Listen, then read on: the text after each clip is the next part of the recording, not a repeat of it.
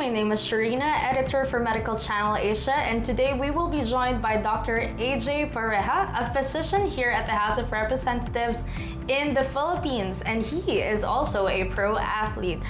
Dr. AJ here has over 400,000 likes and almost 65,000 followers on TikTok. Good afternoon, Doc AJ. Thank you so much for having us here. Good afternoon, Sharina. I'm glad to be here.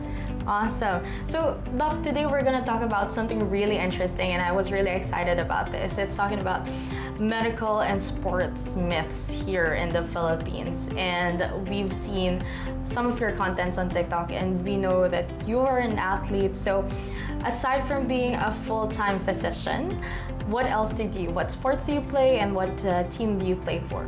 Yeah, so aside from being a licensed medical doctor, I've been playing volleyball almost my entire life. So I started high school, then I played for my university, then even went into the pro scene after, and I was team captain of the national team for indoor volleyball last 2015 Southeast Asian Games.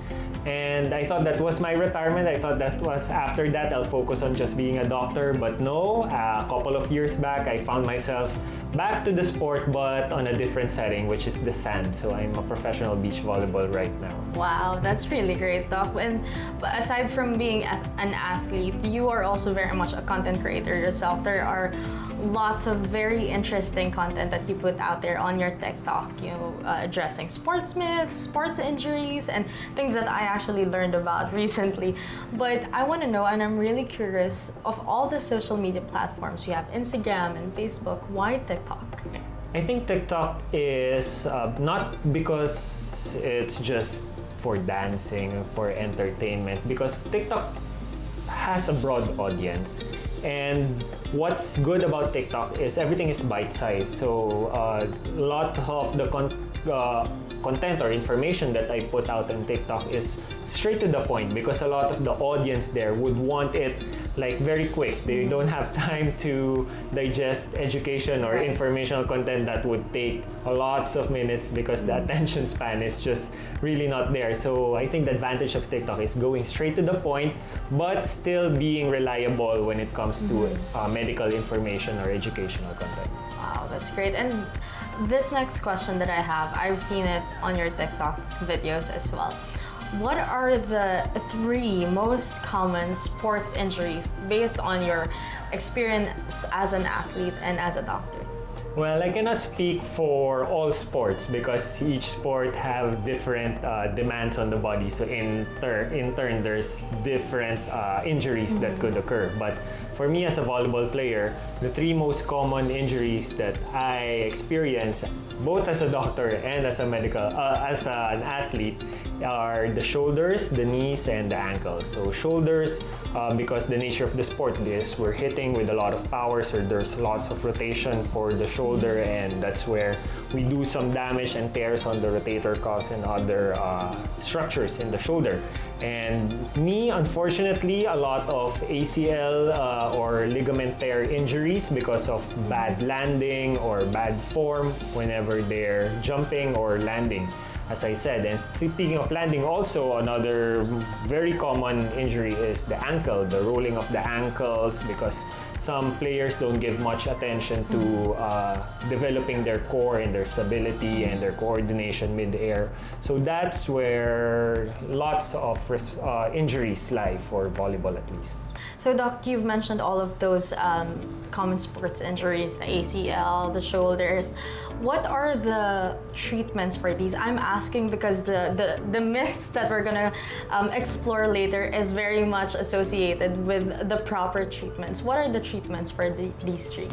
Well, for these injuries, first and foremost is consult an expert or a physician, better if a specialist for sports medicine, so usually ortho or rehab and sports doctors, because we have to know how the injury happened first and what are the predisposing factors that led to that injury, and with proper assessment, because every injury we have to do a physical examination.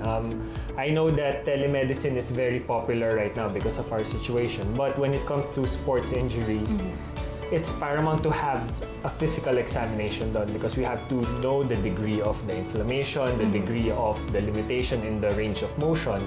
And from those assessments, that's when we see if we need to order some radiographic studies, MRI or X-ray. Then from there, we know how to manage it. So usually we will prescribe some anti-inflammatories if needed for the pain. But for me, when it comes to injuries, the most important part is the rehabilitation process. So as doctors and for my sports doctor colleagues, physical therapists are really important because we work hand in hand in order to treat these sports injuries. And just out of curiosity, Doc, for those who've experienced injuries, gone through rehabilitation, is 100% recovery possible, or there are chances where yes, you can play again, but not the same as before? Well, speaking from experience, actually, I tore my left ACL around 2011 because of playing the sport, and I went through a 7-month rehabilitation. So I can say na I'm 100% when it comes to performing, although there are days when I can feel some things up with my knee if I overuse or if I overtrain. But performance-wise, I think 100% is possible, provided that you went through a stringent rehabilitation program. So 100% recovery is still possible. That's hope for those athletes who've experienced injuries. So now we've tackled all of those common sports injuries, how they should be treated. Make sure to consult a physician, an expert. All right, we're now gonna dive into the myths. Specifically here in the Philippines, we have lots of myths on how someone should cater to someone when someone experiences something, and all of those things that doesn't necessarily have a scientific background. So we're gonna let you guys know a lot more about those myths. So let's dive into the first myth. Doc, I think this is also done when, for example, someone sprained their ankle. Hilot. What can you say about Hilot? Hilot, it's one of the words that whenever we hear it as doctors, we get kind of annoyed already because the thing about Hilot is a lot of people resort to it first before consulting a doctor whenever they have an injury and what happens is because they consulted the Hilot first, the Hilot manipulates that area where the injury occurred, and when they come to us because of some complications, it's already a little too late. Like when it comes to fractures, I've had patients before who underwent Hilot first and they come to me and their fracture is fully displaced already, when in fact it could have been avoided, those significant displacements, and it's going to be harder and more expensive to treat in the long run. So please don't go to Hilot first. Consult a rehab specialist or a sports specialist or a PT before, or don't even consider Hilot. So no to Hilot, that's what Doc AJ suggests. Second one, when I was in high school, I used to play basketball, as short as I am, but I used to play basketball, and I would have to bear the sweat after playing because of this specific myth, which is Pasma. Is this true, Doc AJ? Because right now I feel like I don't mind it anymore. Even when I'm tired, I just go for a shower. Well, I think the history of Pasma is a little bit from the word spasm, but it doesn't really translate like that in our culture anymore. So Pasma is usually associated with very sweaty palms, or that trembling, or that numbness when you that you feel. But there's no medical research that would support the concept of Pasma. What you should do is actually consult a physician first, maybe because those tremors are caused by a thyroid dysfunction, or that numbness is because of some nervous system disorder, or even diabetes. So look at the underlying condition first before just saying it's Pasma, because there's no medical document that would support it.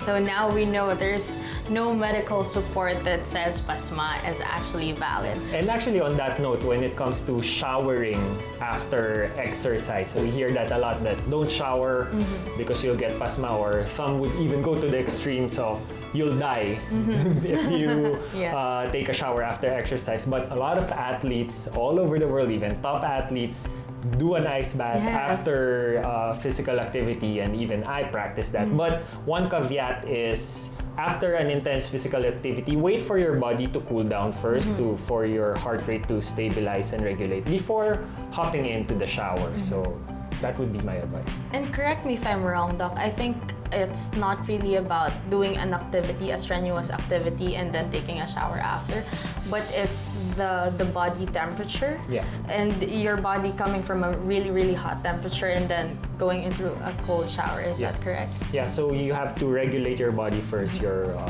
Because when after an intense activity or being exposed to intense heat for prolonged periods of time, of course your blood pressure, your heart rate will all be elevated. So you have to cool down first and stabilize before you hop in the shower. Cool. This next one, we will put a translation on screen for you, but it has to be said in Filipino or in Tagalog for everyone to relate to it. And I've heard this myself, and I really regret, up to this day, carrying heavy loads when I was younger, because they said, "Wag magbubuhat ng mabigat, hindi ka natatangkad." Is that true, Doc? Definitely not true. There's no medical research or journals that would say that lifting weights will stunt your growth. Although research would say that most of the injuries that happen to younger populations involve the growth plates or the epiphyseal plates. So maybe that's where it's attributed. So the thing is, you have to have a good strength and conditioning program, and it is supervised by an expert. Because the strength and conditioning program itself, or the resistant training, doesn't stunt growth. But injuries, because of not doing the right or proper form, causing injuries to your bones, to your growth plates, can possibly cause the stunting of the growth in the long run. So now that's cleared out. So our fourth myth is, I think this also boils down to the Filipinos being on the more religious side. This myth is, wounds or injuries acquired on Good Friday will take time to heal or not heal at all. Yeah, I've heard that also, but again, it's a myth. It's not true. Although, when it comes to wound healing, infections can delay the healing process. And on Good Friday, we have that superstition that we shouldn't take a shower. Yes. So maybe because of that, then the wound might get infected and prolong the healing process. So what's with Filipinos and not taking showers? Take a shower. Actually, the bottom line of this interview is take a shower. No, but kidding aside, so now that's cleared out, and it's not about it happening on a Good Friday, but it's actually the things that we do. So acquiring a wound and then not cleansing it, or not showering, not cleaning it, is what will cause the delay of the healing, not because of the religious practice. Okay, so our fifth and final myth, this one I've heard a lot of people talk about this, and until today I still suspect, or I still doubt if this is even true. This is what we call Binat. For context, Binat is when you had a fever and then you've just recovered, and then you do something strenuous and then you get a fever again. So Dr. AJ, I leave it to you for some more context. I think when it comes to Binat, there's some truth in it, because like me as an athlete, with my experience of getting COVID. So after getting the infection, I cannot hop straight right into my usual training regimen, because my body just took a beating from the virus. So you have to ease out your recovery process. So before going back to your usual activities, actually for athletes, there's a strict protocol for that. Like for 7 days, you just have to have a gradual progression of the intensity of your exercise. So I think that goes the same way for normal or ordinary people who are not as intense in training as athletes, that whenever we get sick, we have to ease our recovery. Like it's a gradual process. You can't rush the body to do what you did before you got sick right away. So I think there's some truth behind Binat in terms of recovering gradually first before going back to an intense activity. So it's about the recovery, not really acquiring fever again and going back to it. So at least now we know the reality behind these myths. So I'm sure there's a longer list of all of these myths, and we can go on for hours in an interview talking about all of these things. But Doc AJ, what would you suggest the viewers to do? For example, now that we're opening up to all of the facts, like addressing that these are just myths, these are not entirely true, and that the best way is always to consult a physician or a healthcare professional. What would you suggest, or how would you advise people in making sure that what they've heard is a fact? When it comes to learning about the facts, because there's so much content in social media right now, a lot of even us doctors are opening the conversation in social media in ways that would be more understandable to the audience. So I think when it comes to that, we encourage audiences to engage with our content, ask questions directly to the doctor, influencer, or healthcare influencers, and because of that, I think it's easier to know that you're getting information from the correct sources, like from more credible sources, because we wouldn't expect a lot of the lay people to really go into journals and read the journals and try to digest it just to prove that what they're hearing or what they believe is correct. So because everything is accessible right now, we are doing content, so engage with us and we'll be more than happy to explain to you more your questions and your inquiries. That's great. And I think if there's anything that I will take away from this interview, it's very first fact check. Not only in sports or medical myths, but any information that you see on social media in general, fact check. And consult a healthcare professional. Always consult a healthcare professional when you're experiencing or when you're feeling anything in your body. It's one thing to Google it, but Google is not a doctor. Google is not gonna give you all of the answers. They're not gonna prescribe anything to you. And actually, it's really scary if you just wholly depend on online research and then self-diagnose with what you're feeling. So thank you so much, Dr. AJ, for your time, and thank you for helping us address all of these myths here in the Philippines. Thank you. I'm glad to be of help. Thank you.